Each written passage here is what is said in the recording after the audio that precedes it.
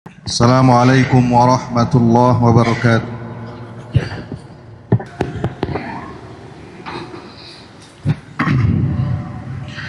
Innal hamdalillah nahmaduhu wa nasta'inuhu wa nastaghfiruh wa na'udzu billahi min shururi anfusina wa sayyiati a'malina. Man yahdihillahu fala mudilla lahu wa man yudlil fala hadiya lahu. وأشهد أن لا إله إلا الله وحده لا شريك له وأشهد أن محمدا عبده ورسوله يا أيها الذين آمنوا اتقوا الله حق تقاته ولا تموتن إلا وأنتم مسلمون يا أيها الناس اتقوا ربكم الذي خلقكم من نفس واحدة وخلق منها زوجها وبث منهما رجالا كثيرا ونساء واتقوا الله الذي تساءلون به والأرحام إن الله كان عليكم رقيبا يا أيها الذين آمنوا اتقوا الله وقولوا قولا سديدا يصلح لكم أعمالكم ويغفر لكم ذنوبكم ومن يطع الله ورسوله فقد فاز فوزا عظيما أما بعد فإن أصدق الحديث كتاب الله وخير الهدى هدى محمد صلى الله عليه وسلم وشر الأمور محدثاتها وكل محدثة بدعة وكل بدعة ضلالة وكل ضلالة في النار وبعد أيها المؤمنون, sesungguhnya di antara tugas penting dan utama Rasulullah sallallahu alaihi wasallam adalah menjaga umatnya dari berbagai pintu kesyirikan dan kekufuran, baik itu berupa keyakinan ataupun perbuatan ataupun sekedar ucapan. Sehingga banyak kita temukan dalam hadis-hadis Rasulullah sallallahu alaihi wasallam ketegasan beliau terhadap ucapan-ucapan yang berpotensi menjerumuskan seseorang kepada perbuatan yang menyekutukan Allah, seperti bersumpah atas nama selain Allah, kemudian berkata sesuai kehendak Allah dan kehendakmu. Itu semua ditegaskan oleh Nabi sallallahu alaihi wasallam. Dan secara umum agama kita mengarahkan untuk kita berhati-hati dalam berucap. Hendaklah kita mengetahui apa yang kita ucapkan sebelum kita melontarkannya, termasuk apa yang mungkin biasa diucapkan oleh orang banyak. Perlu kita berhati-hati, terutama ketika dia berasal dari istilah-istilah agama-agama yang menyembah berhala atau agama-agama kufur. Ketika kita ingin menggunakan istilah-istilah tertentu, entah itu datang dari luar ataupun telah diserap ke dalam bahasa kita, maka seharusnya kita meneliti dulu apa penggunaan kata tersebut. Siapa tahu dia bertentangan dengan pondasi agama kita. Di antara kalimat yang sering digunakan oleh bahkan kaum muslimin adalah kata-kata karma. Selain karena karma ini dia dibangun di atas pondasi akidah batil, yaitu reinkarnasi, yang dimana reinkarnasi ini dikatakan oleh para ulama semisal Al-Qadi Iyad rahimahullah, naqta'u bi kufri man qala bi tanasuhil arwah wa intiqaliha ila al-abadil abad fil ashas. Al-Qadi Iyad, salah seorang salaf kita dan salah seorang ulama kita dari kalangan Malikiyah, beliau mengatakan, kami memastikan orang yang meyakini reinkarnasi, bahwa arwah seseorang bisa berpindah ke jiwa yang lain selama-lamanya, terus menerus.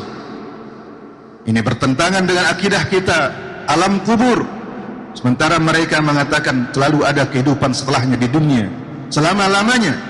Al-Qadi Iyad mengatakan, kami memastikan orang yang meyakini seperti inilah orang yang keluar dari Islam dan dia adalah orang kafir.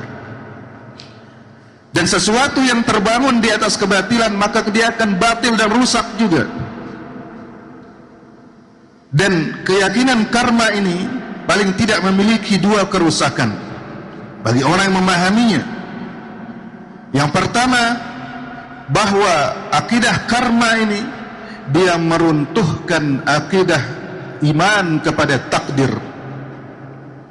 Di dalam konsep karma tidak ada takdir Allah Subhanahu wa taala, tapi seseorang dia bisa menentukan bagaimana kehidupan berikutnya dengan dia berbuat baik sekarang.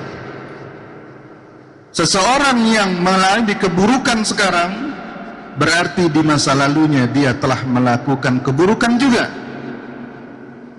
sehingga seseorang bisa menentukan nasibnya agar dia tidak terkena karma yang buruk. Sementara Allah Ta'ala berfirman, Wallahu khalaqakum wa ma ta'malun. Allah yang menciptakan kalian dan Allah yang menciptakan perbuatan kalian juga. Tidak ada seseorang yang bisa menentukan nasibnya sendiri. Kemudian yang kedua, yang tidak kalah parahnya, dan ini dicoba untuk dikelabui, untuk mengelabui kaum muslimin, terutama di kalangan anak-anak muda, dengan berdalil dengan dalil-dalil Al-Quran, seperti hal jazaul ihsan illal ihsan. Bukankah balasan kebaikan itu hanyalah kebaikan? Tidak mungkin Allah membalas keburukan dengan kebaikan, atau sebaliknya orang yang baik dibalas keburukan. Ketahuilah wahai kaum mukminin yang dirahmati Allah, konsep Islam tentang balasan ini yang pasti itu adalah di akhirat. Faman ya'mal mithqala dzarratin khairan yarah. Ini Allah berbicara tentang akhirat, karena ayat ini berada dalam surat yang menyebutkan tentang huru-hara hari kiamat. Ketika semua manusia dibangkitkan, barang siapa yang mengerjakan kebaikan meskipun seukuran semut yang kecil, dia pasti akan mendapatkannya. Wa man ya'mal mithqala dzarratin syarran yarah. Sebaliknya, seseorang yang mengerjakan keburukan meskipun sebesar semut, dia pasti akan mendapatkannya di hari kiamat. Sehingga buruknya konsep karma ini, orang yang miskin hari ini berarti dia adalah orang yang buruk di masa lalu. Orang yang kaya, sukses dan berhasil hari ini berarti dia adalah orang yang baik di masa lalu. Di sini kita bisa memahami bagaimana orang-orang yang memiliki konsep karma ini menerapkan tentang kasta-kasta dalam kehidupan mereka yang menzolimi orang lain.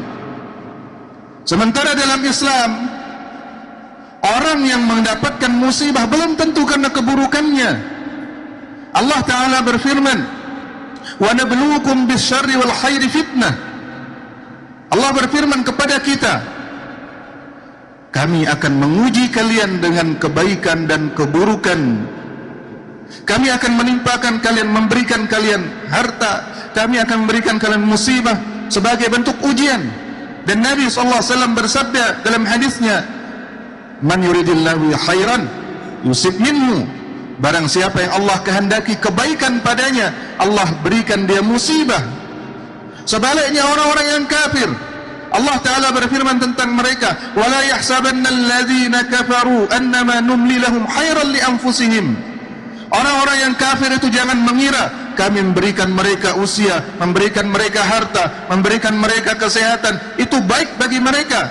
Innama numli lahum liyazdadu isma. Sesungguhnya kami berikan mereka semua itu agar mereka bertambah dosa mereka. Walahum azabun muhin. Dan nanti di akhirat mereka akan mendapatkan azab yang menghinakan. Rasulullah SAW bersabda, idza ra'aita Allah yu'til 'abda min ad-dunya 'ala ma'asihi ma yuhib fa'lam annahu istidraj. Jika engkau mendapati Allah memberikan seseorang harta duniawi yang dia inginkan, padahal dia selalu melakukan maksiat, maka ingatlah bahwa itu adalah istidraj, di mana Allah Subhanahu wa taala memberikannya uluran waktu, dan ketika azabnya tiba dia tidak akan lolos dari azab tersebut, waliyadzubillah. Maka inilah konsep Islam tentang musibah, tentang nikmat. Adapun konsep karma, dia adalah sebab akibat yang pasti. Namun seseorang yang melakukan ketaatan dia bisa dapat balasannya di dunia, tapi di akhirat dia pasti. Namun dalam karma tidak ada akhirat, yang adalah tanasulih arwah, dia terus reinkarnasi, lahir pada jiwa yang lain, lahir pada jiwa yang lain, dan seterusnya. Aqulu qawli hadza wa astaghfirullah li wa lakum.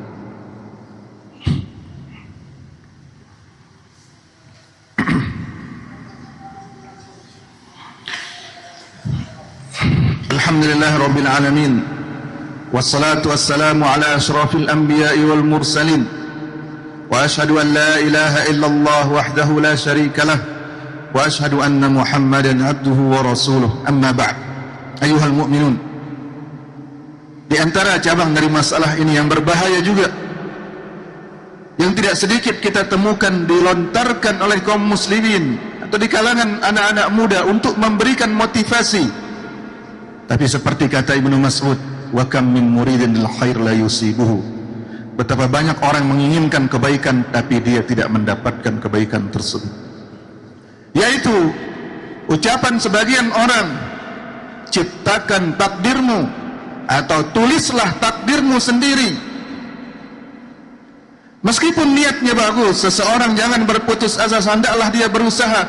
Tapi sesungguhnya dalam agama kita ada bahasa yang lebih bagus, bahasa yang terlontar dari lisan seorang yang berbicara dengan wahyu sallallahu alaihi wasallam, di mana beliau bersabda dalam salah satu hadisnya, ihris ala ma yanfa'uka wasta'in billah wala ta'jis. Semangatlah selalu meraih apa yang bermanfaat bagimu di dunia dan di akhiratmu. Jangan berputus asa, kebaikan itu selalu ada, dan jangan lupa meminta pertolongan kepada Allah, dan jangan pernah lemah, dan jangan pernah menjadi muslim yang lemah. Adapun kalimat ciptakan takdirmu, tulislah takdirmu sendiri, meskipun maksudnya benar untuk motivasi, tapi itu kalimat yang berbahaya, karena tidak ada yang menetapkan takdir kecuali Allah Subhanahu wa taala, dan takdir itulah rahasia Allah yang tidak akan bisa diketahui oleh seseorang kecuali setelah terjadinya. Maka kaum muslimin yang dirahmati Allah, kita jaga lisan kita dari istilah-istilah yang viral sekalipun, terutama jika dia berasal dari akidah luar Islam, dan setelah dia diserap ke dalam bahasa kita, hendaklah kita kembali kepada apa makna dan penggunaan istilah tersebut dalam bahasa kita. Allahumma salli ala Muhammad wa ala ali Muhammad kama sallaita ala Ibrahim wa ala ali Ibrahim innaka Hamidum Majid, wa barik ala Muhammad wa ala ali Muhammad kama barakta ala Ibrahim wa ala ali Ibrahim innaka Hamidum Majid. Rabbana ighfir lana wa li ikhwanina alladhina sabaquna bil iman wa la taj'al fi qulubina ghillan lil ladzina amanu rabbana innaka ra'ufur rahim. Allahumma arina al-haqqa haqqan warzuqna ittiba'ah wa arina al-batila batila warzuqna ijtinabah innaka sami'un qaribun mujibud da'wat. Allahumma aslih biladana, Allahumma aslih wulata umurina, Allahumma waffiqhum likulli ma tuhib wa tarda, Allahumma arzuqhum bitanatan salihah wa qihim bitanata as-su' ya rabbal alamin. Wa sallallahu ala nabiyyina Muhammad wa ala alihi wa sahbihi wa sallam.